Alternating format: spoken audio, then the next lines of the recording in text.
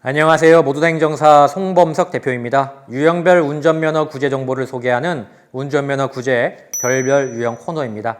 모두다 행정사는 한순간 실수로 인해 면허가 취소가 돼 생계가 막막해진 분들에게 구체적으로 어떻게 움직여야 하는지 정보를 제공해드리고 있습니다. 인터넷에 떠도는 잘못된 정보 대신 확실하게 맞는 답을 제공해드리고 시청자들에게 도움을 드리고자 하는 목적으로 영상을 제작했습니다.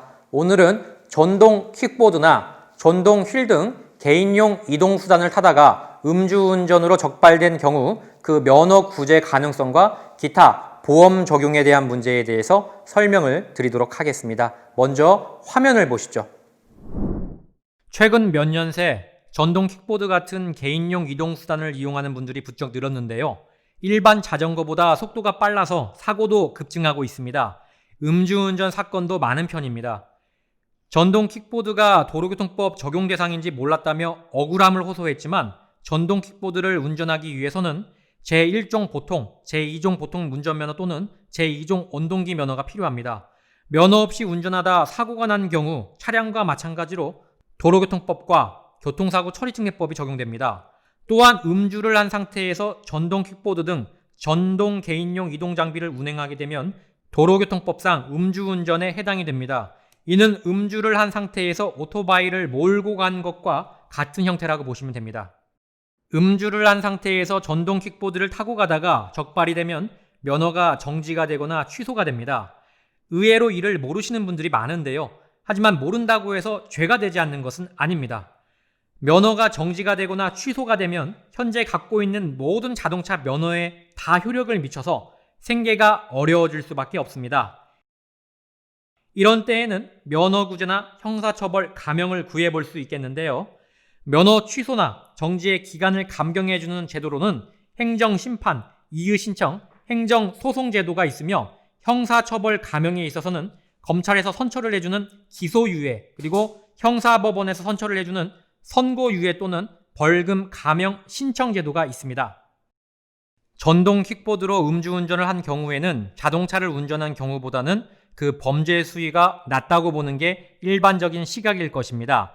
물론 전동 킥보드도 잘못된 운전을 하는 경우 타인에게 큰 피해를 주기 때문에 절대 해서는 안 되겠지만 전동 킥보드를 몰다가 음주운전에 적발된 경우와 대형 자동차를 몰다가 음주운전에 적발된 경우는 경중이 다릅니다.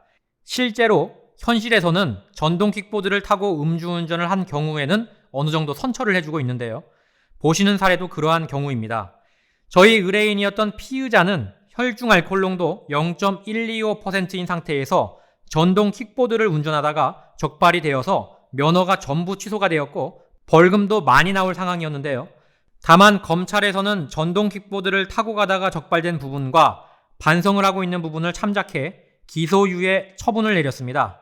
기소유예를 받게 되면 도로교통법 제82조 제2항에 따라 벌금이 나오지 않고 면허가 취소가 된 경우에는 바로 운전면허 시험을 봐서 면허를 재취득할 수 있는 기회가 열립니다. 이 사례는 저와 협력법무사님이 함께 진행했습니다.